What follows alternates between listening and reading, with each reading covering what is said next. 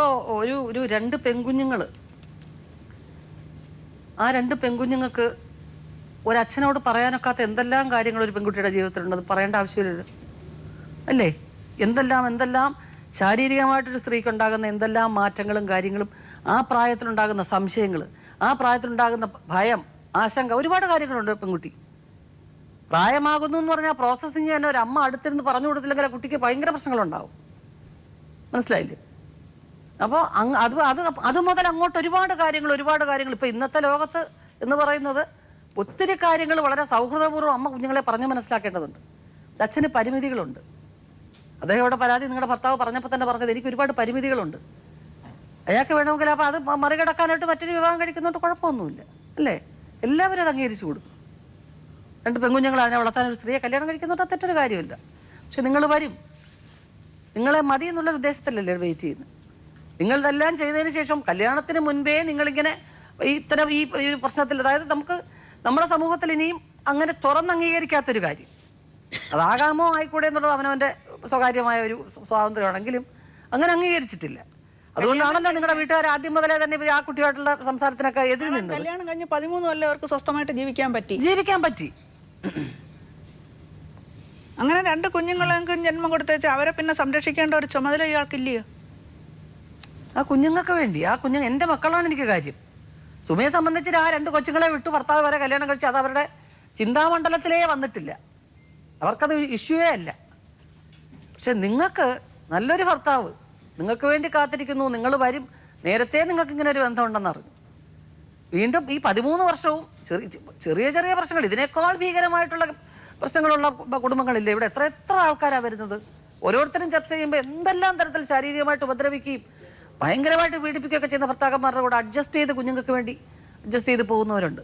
അങ്ങനെ എല്ലാം പീഡനങ്ങളും അഡ്ജസ്റ്റ് ചെയ്യണമെന്നല്ല ഞാൻ പറഞ്ഞത്. ഞാൻ പറയുകയാണ്, അങ്ങനെയുള്ളവരെ വന്നിട്ടുണ്ട്. പക്ഷേ നിങ്ങൾക്ക് ഈ കുഞ്ഞുങ്ങളെക്കുറിച്ച്, അത് രണ്ടും പെൺകുഞ്ഞുങ്ങൾ, ആ കുഞ്ഞുങ്ങൾ എൻ്റെ കുഞ്ഞുങ്ങളാണ് എനിക്ക് വലുത്, എൻ്റെ സുഖം അതിന് ശേഷമാണ് എന്ന് ചിന്തിക്കാൻ നിങ്ങൾക്ക് പറ്റിയില്ലല്ലോ. ഈ 13 വർഷം നിങ്ങൾക്ക് സ്വസ്ഥമായിട്ട് ആ സുഖമായിട്ടൊരു ബന്ധവും ഇല്ലാതെ നിങ്ങൾക്ക് താമസിക്കാൻ പറ്റൂ എന്നുണ്ടെങ്കിൽ ഇനിയും നിങ്ങൾക്കത് സാധിക്കും ഇല്ലേ? നിങ്ങളുടെ കുഞ്ഞുങ്ങൾ വളർത്തിക്കൊണ്ട് എൻ്റെ കുഞ്ഞുങ്ങൾ നിങ്ങളുടെ ഭർത്താവായിട്ട്. മക്കളാണോ വലുത്, സുമയാണോ വലുത്? മക്കളെ വേണം, പക്ഷെ വേണം, ഭർത്താവ് വേണ്ട. മക്കളെ തന്നില്ലെങ്കിലോ? അങ്ങനെ 12 വർഷത്തെയാണ് കുടുംബജീവിതം. പിന്നെ സുഖമായ കുടുംബജീവിതമായിരുന്നു. അതിനുശേഷം ഞാൻ ഇതിനിടയ്ക്ക് ഇവരെ വീട്ടിൽ പെരയൊക്കെ വെച്ച് അതിന് സാമ്പത്തിക കടം വന്ന് ഇവർക്കൊരു 10-12 സെൻറ്റ് വസ്തു ഉണ്ടായിരുന്നു അവരുടെ പേരിൽ കൊടുത്തിരുന്നത്. അത് എൻ്റെ പെര വെച്ച് കടമായതുകൊണ്ട് ഞാനത് വിറ്റായിരുന്നു. അവരുടെ പേര് വസ്തു ഒന്നും എഴുതി വെച്ചില്ലായിരുന്നു. അതിനുശേഷം കടം വന്ന ഇവർ, പിന്നെ ഞാൻ നേരത്തെ തള്ളയുടെ കൂടെ തന്നെ ആഫീസിൽ പോകുമായിരുന്നു. ആഫീസിൽ പോയപ്പോൾ അവർക്ക് ഈ അലർജിയാണെന്നും പറഞ്ഞ് അവരതിന് പാതിരുന്നു. അതിനുശേഷം ഞാൻ കടയിൽ പോകാമെന്നും പറഞ്ഞ് അങ്ങനെ കടയിൽ പോയി കരുനാഗപ്പള്ളി. അങ്ങനെ ഈ 12 വർഷം നിങ്ങൾ അങ്ങനെ മാനസികമായിട്ടും ശാരീരികമായിട്ടും എല്ലാം സന്തോഷമായിട്ടുള്ള ജീവിതമായിരുന്നു, യാതൊരു കുഴപ്പമില്ലായിരുന്നു. പിന്നെ അങ്ങനെ കരുനാഗപ്പള്ളി കടയിൽ പോയതിന് ശേഷമാണ് ഈ പഴയ കൂട്ടുകാരിയെ വീണ്ടും കണ്ടുമുട്ടുന്നതും. പക്ഷെ ഞങ്ങൾ അത് അറിഞ്ഞു വന്നപ്പോഴത്തേക്ക് വൈകിപ്പോയി. ശാരീരികമായിട്ട് അല്ല, മാനസികമായിട്ട് അകൽച്ച ഉണ്ടായിരുന്നു. എന്തിന്റെ പേരിലായിരുന്നു? അല്ല, ഓരോ പ്രശ്നങ്ങൾ ഉണ്ടാകുമ്പോഴും ഞങ്ങൾ തമ്മിൽ എന്നും വഴക്കാണ്. എന്തിന്റെ പേരിലാണ് വഴക്ക്? സാമ്പത്തികത്തിന്റെ പേര് പറഞ്ഞ കാര്യം പറഞ്ഞിട്ടായാലും. സാമ്പത്തികത്തിന്റെ പേര് അതൊരു വഴക്കായിട്ട് എടുക്കേണ്ട കാര്യമില്ല. അങ്ങോട്ടും ഇങ്ങോട്ടും ജീവിതം മുമ്പോട്ട് പോകുമ്പോൾ ഇച്ചിരി കടവോ കാര്യങ്ങളോ ഒക്കെ ആവും.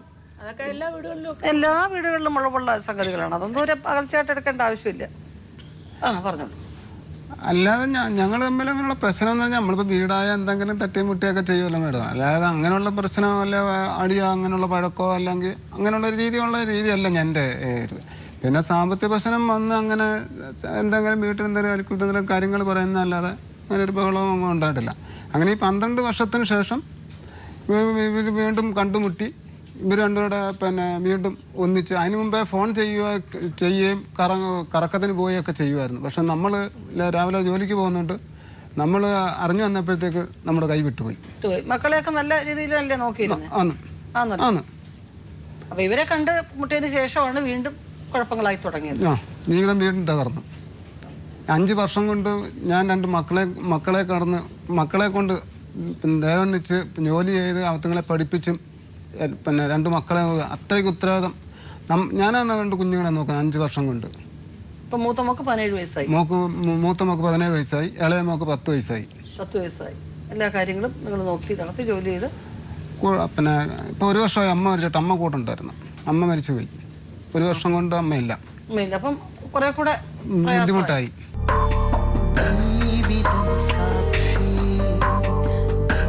മാഡം, ഇത് ശ്രീലതയുടെ അമ്മയും അച്ഛനുമാണ്. അപ്പൊ ഇപ്പം കുഞ്ഞുങ്ങളെ നോക്കുന്നത് അമ്മയും അച്ഛനും കൂടെ അല്ലയോ? രണ്ടുപേരും വീട്ടിൽ തന്നെ ഉണ്ട്, ഇദ്ദേഹത്തിന്റെ കൂടെ ഉണ്ട്. അതോ നിങ്ങളുടെ വീട്ടിൽ ഇദ്ദേഹം താമസിക്കാമോ? അല്ല, ഞാൻ എൻ്റെ വീട്ടിൽ തന്നെ. അമ്മായിമ്മ വൈകിട്ട് വീട്ടിൽ വരും, മക്കളുടെ കൂടെയാണ് എല്ലാം ചെയ്യുകയും കിടക്കുകയും ഒക്കെ ചെയ്യുന്നത്. രാവിലെ പോകും, ഓഫീസിൽ പോകുന്നതാണ്. അമ്മ ജോലിക്ക് പോകുന്നുണ്ട്. അച്ഛന് അപ്പുറത്തെ വീട്ടില്. പിന്നെ ശ്രീലതയുടെ ആങ്ങളെയുണ്ട്. ആങ്ങളെ കല്യാണമൊക്കെ കഴിച്ച് കുടുംബോട്ടാണോ? തീരെ ചെറുപ്പം മുതലേ ഈ കുട്ടിക്ക് ഇങ്ങനെ ഈ സ്വഭാവത്തില് ചില പ്രത്യേകതകൾ ഉണ്ടായിരുന്നു? അല്ല. ഈ പെങ്കൊച്ചുമായിട്ട് കണ്ടുമുട്ടിയതിന് ശേഷമാണ് എന്ന് പറഞ്ഞാൽ അവർക്ക് സ്വാതന്ത്ര്യം ചോദിക്കാനും പറയാൻ ആളില്ല. എതിലെ കൂടെ വേണമെങ്കിലും പോവാം. അച്ഛനും അമ്മയും നമ്മൾ തെറ്റ് ചെയ്താൽ ഇന്നതേ ഉള്ളു എന്നവർ മനസ്സിലാക്കി. നമ്മളത് ക്ഷമിക്കുന്ന എന്താ? നമ്മുടെ മക്കളാണ്.